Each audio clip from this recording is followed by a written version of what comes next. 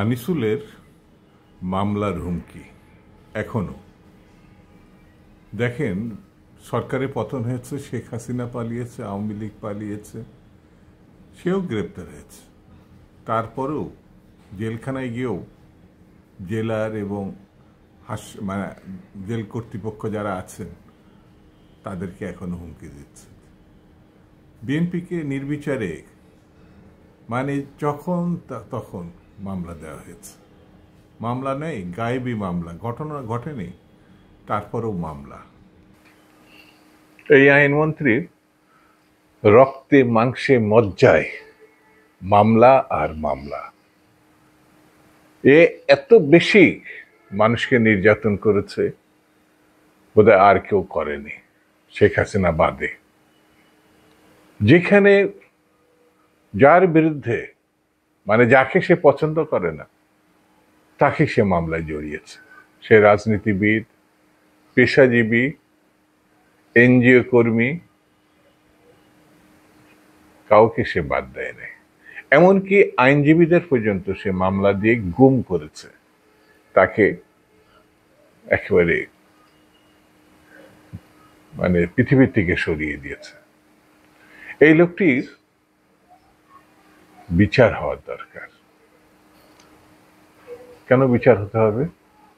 বাংলাদেশের আইনের শাসন প্রতিষ্ঠা করার জন্য, বাংলাদেশে গণতন্ত্র ফিরিয়ে আনার জন্য, বাংলাদেশে মানবাধিকার ফিরিয়ে আনার জন্য, বাংলাদেশে সুশৃঙ্খল একটি সমতা, সামাজিক সমমর্যাদাপূর্ণ পরিস্থিতি ফিরিয়ে আনার জন্য।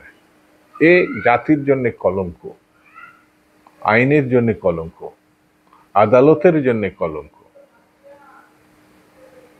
একে ঠেকাতে হবে। যেভাবে বাংলাদেশে ছাত্র জনতা ফ্যাসিবাদকে উৎখাত করেছে রক্তের বন্যায়, এত রক্ত এক মাসে জাতি দেখে নেয় অনেক দিন। এই জাতির এক সাগর রক্তের বিনিময়ে ৭১ সালে মুক্তিযুদ্ধে স্বাধীনতা কিনেছিল। এই জাতি দীর্ঘ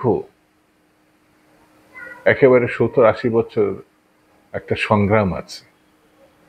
পাকিস্তানের ২৪ বছর, বাংলাদেশের ৫২ বছর। এক মাসে সবকিছু হয়ে গেছে, অনেকে প্রচার করার চিন্তা করে। এক মাসে সবকিছু হয় নাই।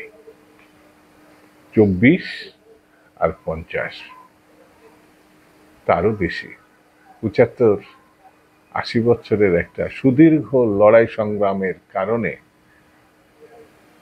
আমরা এই জায়গায় এসে দাঁড়িয়েছি। এক মাস আগে যারা ছিলেন তারাও আমার জাতির জন্য গুরুত্বপূর্ণ। এক মাসে যারা শহীদ হয়েছে তারা অবশ্যই শুধু গুরুত্বপূর্ণ না, ইতিহাসের মহান ব্যক্তি। আমরা দোয়া করি আল্লাহ তাদেরকে বেশ নসিব করেন। যারা এখনো হাসপাতালে বিনি চিকিৎসায় কাতরাচ্ছে, আমরা বলবো সরকারকে এবং সামর্থ্যবান মানুষকে তাদের পাশে গিয়ে দাঁড়ানোর জন্য। এরা জাতিকে মুক্ত করেছে। এরা আনিসুল হকদের দানবীয় শাসন থেকে মানুষকে মুক্ত করেছে। এই মুক্তি যেন আমরা রক্ষা করতে পারি। এই মুক্তি রক্ষা করার জন্য এই দানব আনিসুল হকরা যেন বিচার থেকে রেহাই না পায়। আপনি কি মনে করেন? ভালো থাকবেন।